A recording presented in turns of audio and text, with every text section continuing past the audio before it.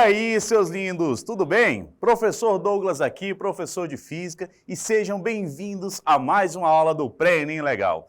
Hoje vamos falar sobre um assunto muito legal, mas para que possamos dar início, primeira pergunta que eu lhe faço: tá calor ou tá quente aí? Então, vamos dar continuidade falando sobre termologia. Na nossa aula anterior, vimos que a termologia estuda os fenômenos associados a calor, à temperatura, tá? E hoje vamos falar especificamente sobre isso. Hoje é a calorimetria.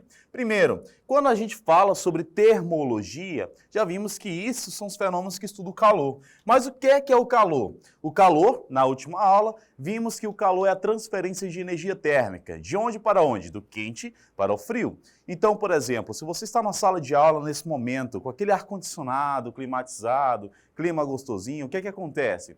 Quando você desligar o ar-condicionado, o que vai acontecer? A temperatura ela vai subir. Por quê? Vai haver uma transferência de energia térmica do calor para o frio, certo? Então, quando você pensa assim, a calorimetria ela é a parte que estuda essa transferência de calor. Né? Então, baseado nisso, a gente percebe que a temperatura, né, ela tende a aumentar quando ela sai de onde para onde? Do quente para o frio. Baseado nisso, devemos conhecer a unidade de calor. Comumente, associamos a unidade de calor à caloria, né? Mas nessa caloria que a gente conhece não, tá bom? A energia, ela é medida em joules. O que é energia? A energia, ela também está associada ao calor devido a essa transferência. Lá na parte de eletrodinâmica, a gente vai estudar que quando temos a energia em movimento, ela tende a gerar calor. E a energia ela é medida em joules. Assim, o calor ele pode ser convertido em determinados momentos para energia. A gente observa muito isso, geralmente em chuveiros elétricos, né? Que são equipamentos eletrônicos que, quando submetidos a uma certa quantidade de energia, eles tendem a gerar calor, através de um sistema conhecido como resistividade. Mas aqui, vamos entender que o calor ele é medido em calorias, e a gente pode fazer essa conversão.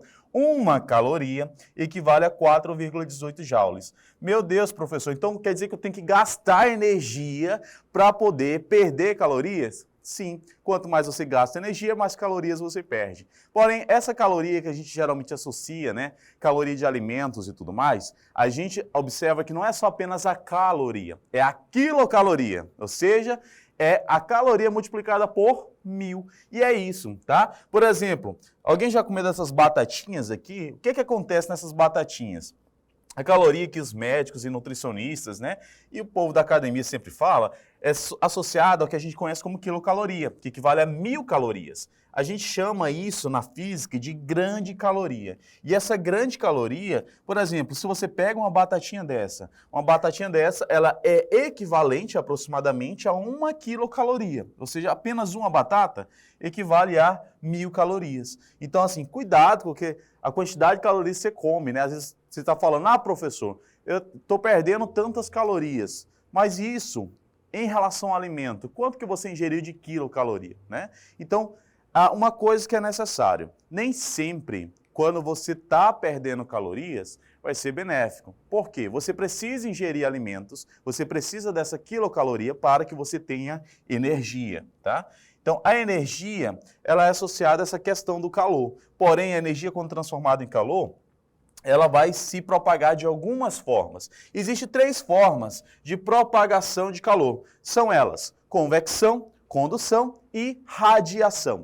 Então, quando temos o processo de condução, é quando há um contato entre 2 sólidos, onde um sólido já está aquecido. Alguém, por exemplo, no dia de sol quente, coisa que não temos aqui no Acre, né? Você já tocou no objeto que já estava aquecido, que estava sobre o sol? Já? Então, quando você toca no objeto que já está aquecido, você vai sentir esse calor. E essa transferência de calor se chama condução. Um outro processo que ocorre também é o processo de convecção. A convecção, ela acontece tanto nos gases como também nos líquidos. E geralmente sai de um líquido para o gás. Por exemplo, se você coloca uma água para ferver, com o passar do tempo, essa água ela vai evaporar, vai mudar o seu estado físico, saindo do líquido para o gasoso. E isso temos aí um processo de convecção. Isso também acontece no ar-condicionado. O ar-condicionado ele funciona através de uma convecção de ar. Então, o que que ele pega? Ele pega o ar quente, que é um ar leve, né? Ele é um ar que tende a subir, e esse ar, ele suga através de um processador que ele tem e entra em contato com um gás, e é um gás líquido que o ar-condicionado tem, tá? E esse gás líquido que ele tem lá dentro dele, ele transforma em ar frio. E o ar frio, que é um ar pesado, ele tende a descer, tá? Então temos aí um processo de convecção de ar, tá bom? E temos um outro processo de transferência de calor, que é a radiação ou irradiação.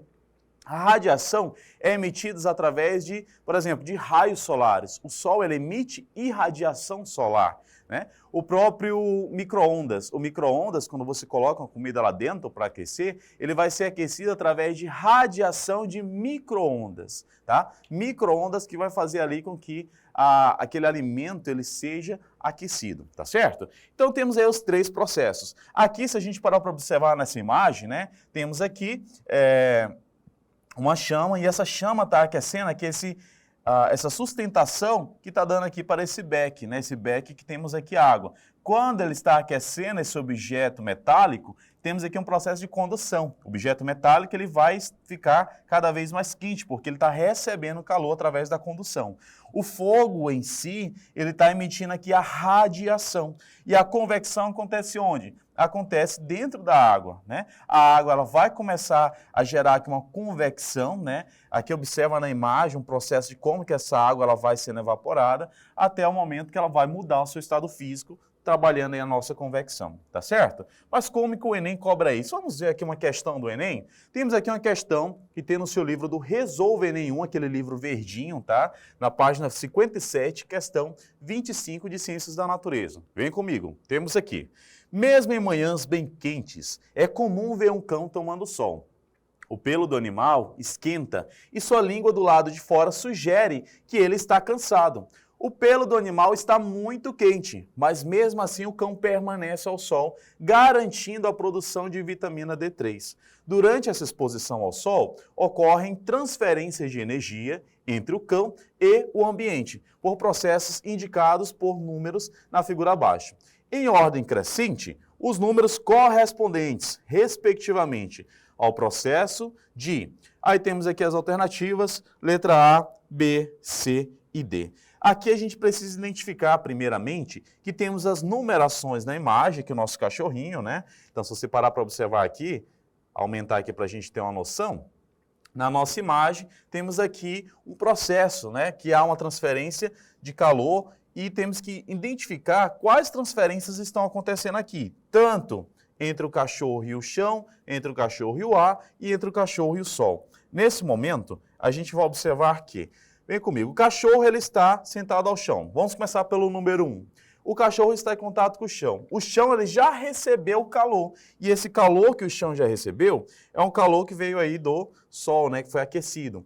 Então, quando temos um contato de alguém ou um objeto com outro objeto já aquecido, temos aqui um processo de condução. Então, se a gente parar para pensar, analisando as alternativas, né, nesse caso aqui, eu já posso eliminar aqui duas alternativas, que são elas, né?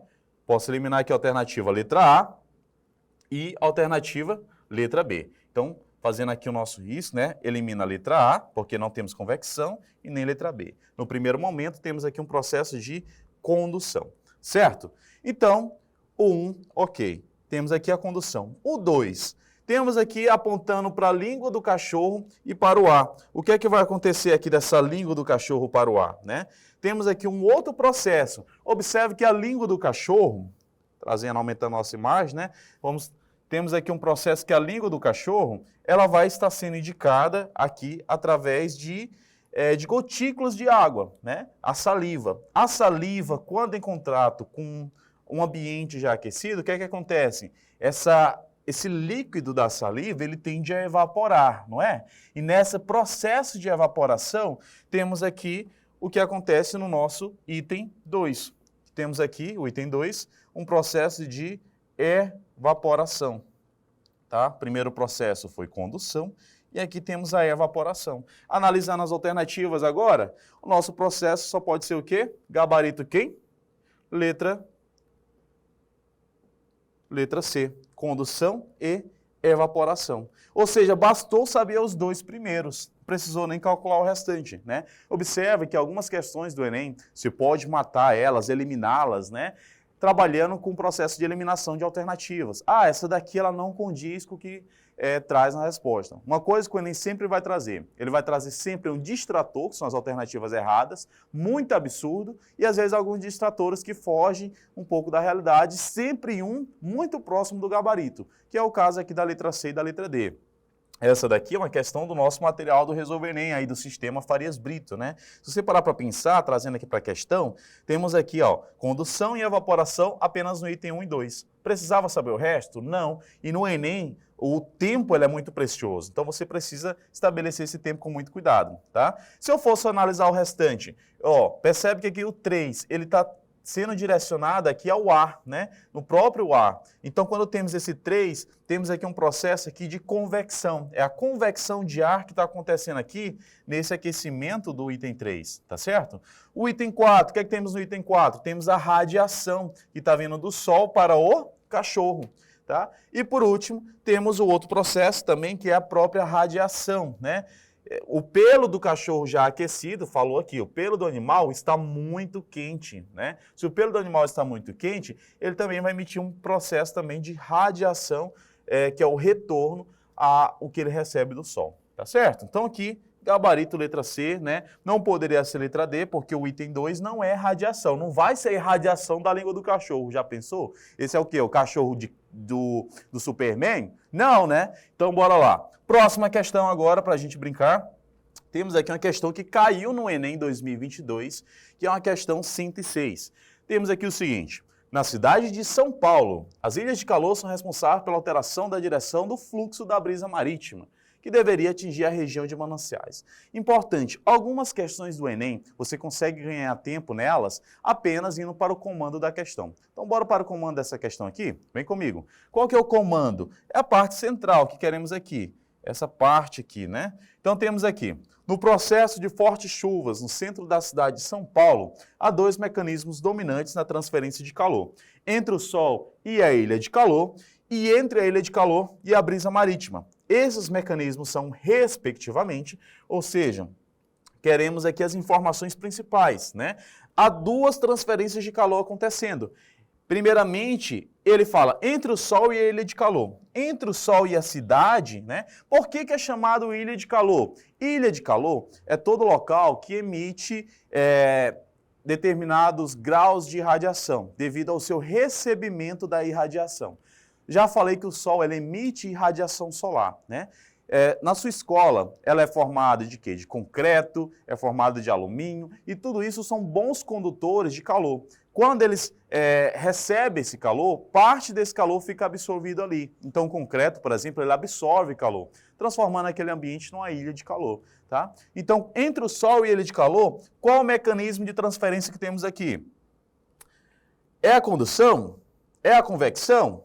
Não, né? Então já posso eliminar aqui de cara, né? A nossa alternativa a letra C, D e E. Temos aqui um processo de irradiação. O Sol emite radiação de calor. E agora ele fala entre a ilha de calor e a brisa marítima. Que processo temos aqui entre a ilha de calor e a brisa marítima? Gente, brisa marítima vem de onde? Brisa marítima vem do mar, professor. Beleza. Se vem do mar, o mar é o quê? É líquido. E a brisa é o quê? É um ar, é um vapor. Do líquido para o vapor, temos o processo de quê?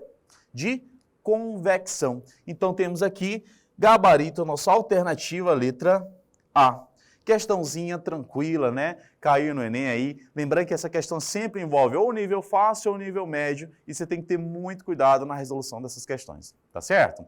Então, ficamos aqui na nossa aula de hoje. Espero que você tenha gostado, né? Desses macetes básicos de transferência de calor. Lembrar que o calor é sempre transferência do quente para o frio e lembrar sempre desses processos de propagação de calor. Convecção, radiação e condução. 3 processos que todo ano cai pelo menos uma questãozinha no Enem, tá certo?